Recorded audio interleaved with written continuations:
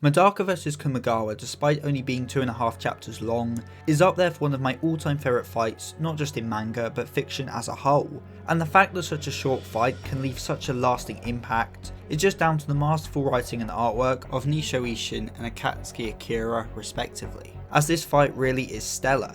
And the thing about this fight I think is most incredible is of course the thematics, and so that is what we shall discuss today. If you find yourself entertained at any point during the video, then consider liking, subscribing and ringing that bell, as I cannot explain to you how much such a small action can do for this channel. And if you want to go the extra mile to support this channel even further, then consider pledging to my Patreon.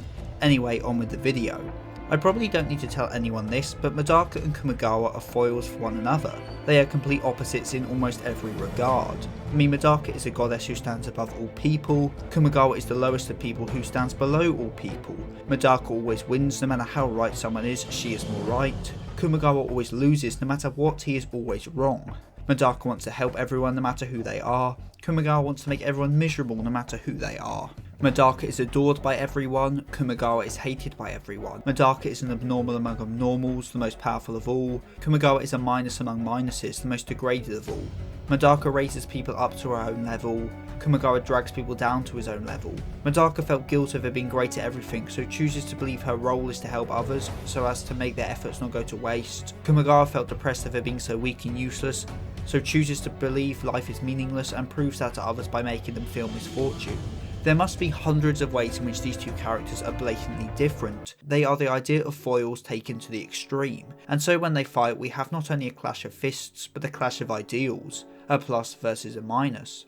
The person who always wins versus the person who always loses. By Medaka's own specifications, the fight is an open fight. The only rule is that the fight ends when someone admits defeat. However, that proves a problem, as Medaka will always win, she will never admit defeat, and Kumagawa will always lose, but he never truly admits defeat, because every time he fails, every time he is injured, every time something annoys him, he can make it nothing but fiction.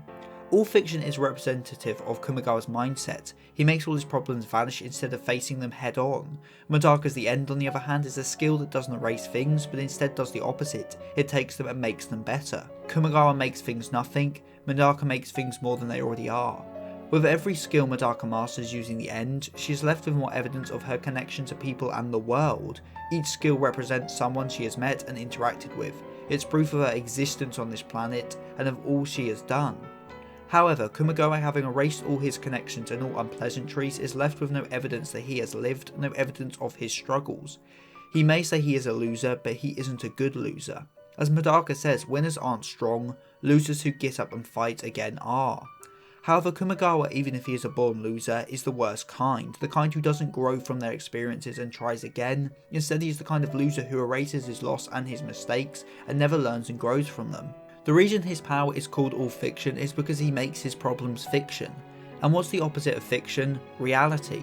Kumagawa never faced reality, he instead used his minus to erase reality and to wallow in his own sadness. As Kumagawa is a character who believes in the idea of a role. He believes that people have roles in life to fill, that he is destined to be a loser and that Medaka is destined to be a winner. He sees his life like a character in a story, like a character in fiction. No matter what he does, all he can do is fill his role. He believes to an extent that we don't have free will, that we can only do what is destined of us. Abnormals will always roll sixes on a die, and minuses will always lose and always be sad. It is the laws of the universe, that is what Kumagawa believes. It's his role to antagonise Medaka, so he does it. However, this of course just isn't true. Life isn't fiction, it's reality.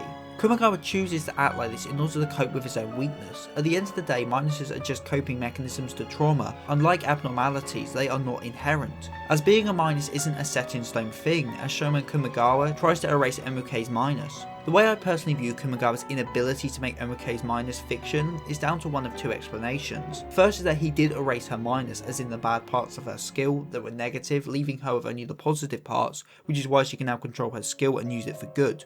Or secondly, Kumagawa is unable to erase minuses due to his before mentioned belief that roles are set, that a minus will always be a minus, and so for that reason he cannot erase her minus, as he believes no one can ever be free of their own misfortune. Whatever the reason, MAK's reformation proved something to Kumagawa, that maybe his view on the world was wrong, something which frightens him. He pushes people away and makes others suffer, but with the exception of the minuses, as like him they will wallow in sadness with him. Kumagawa hates the idea of Medaka reforming people as it scares him. He's scared of the few people who can actually relate to him being taken away. He's scared of being alone. As Kumagawa always loved Medaka as he loves people with talent. He loves them for the same reason he hates them, because they have the power to be happy and not have to rely on self-destructive coping mechanisms just to keep on living. And this is mirrored with Medaka. As much like Kumagawa, she struggles to communicate her true feelings and to understand others. She believes people can do anything if they try hard enough, as that's the only way she can not feel guilt about being so talented herself. If everyone can become like her with effort, then she feels that by being born special, she isn't trampling over their feelings and efforts. She doesn't want to be stood above others, much like how Kumagawa doesn't want to stand below others, but both start acting to fill a role in order to cope. Medaka acts like a goddess as that's what people expect of her. By saving others, she can make up for being born special. Kumagawa acts like a loser as by conforming to his own mental image of himself, he can ignore his pain and not have to face reality. And so in their fight, they both have to prove something for themselves. Medaka needs to prove she can save Kumagawa, and Kumagawa needs to prove to himself that he will lose to confirm his own flawed mindset. As he doesn't want to reform, as said before, this is due to his fear of being alone. He was happy to leave the academy when the Minuses lost the secretary battle, as even if it was a loss, he would still be able to walk out unreformed and make Medaka be unable to save him, as even if it's a loss, he could find a small win in that loss. As even though Kumagawa beats people many times in fights and wins those fights, it's not the kind of win he wants to win fairly, not using tricks and schemes like he chooses to fight.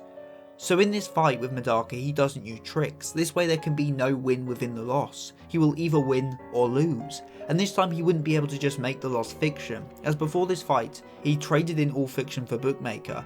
And why does he do this? Because he saw that MK was on the road to being reformed. He was showed that maybe his mindset was wrong, and so once and for all he had to prove to himself if what he believed was true, with a final fight where he can only suffer a definitive win or a definitive loss. And so to that end, he tossed all fiction and regained Bookmaker. He decided to stop living in the world of fiction and to experience reality, so got rid of all fiction and more importantly decided to test his own philosophy by retaking Bookmaker and fighting Medaka. After all, as he says himself, his whole reason for coming to Hakoniwa Academy was to fight Medaka. At the beginning of the fight, Medaka is thrashing Kumagawa, there's no other way to put it, and while that's how it will always be, the winner will trash the loser. However, Kumagawa, whether he was fully conscious of it or not, didn't want it to end like this, so he used Bookmaker. However, even when she was forced down to the same level as him, Medaka didn't give up, and this proved something to Kumagawa. Medaka under the effects of Bookmaker was a loser. Both of them were the same in every way a person can be. Stats, mindset, skills, it was all the same. In theory, it should have ended in a draw, neither able to beat the other as they were the same, but there is more to a person than just themselves. They say we are not just ourselves, but the way we interact with the world too. And well, how does Kumagawa interact with the world? By erasing it. And how does Medaka? By loving everyone. Medaka is the only person whose enemies show up when she is in need, as even under the effects of Bookmaker, the difference between the two is clear as day, and it's not what's on the inside, it's what they've done to the outside. They have different burdens to shoulder. Believing you're a loser doesn't mean people see you as one. Just because you believe the universe is out to get you doesn't mean it really is. Bookmaker allowed Medaka for the first time to understand Kumagawa as she became the same as him, and allowed her to understand how despite all their differences, inside they weren't all that different. But even so, she still won. Not because Medaka always wins or because Kumagawa always loses. No, she won because she had more reason to, more burdens to shoulder than him. Despite having the mindset of a loser, she still won. As to think you were just destined to always lose is stupid.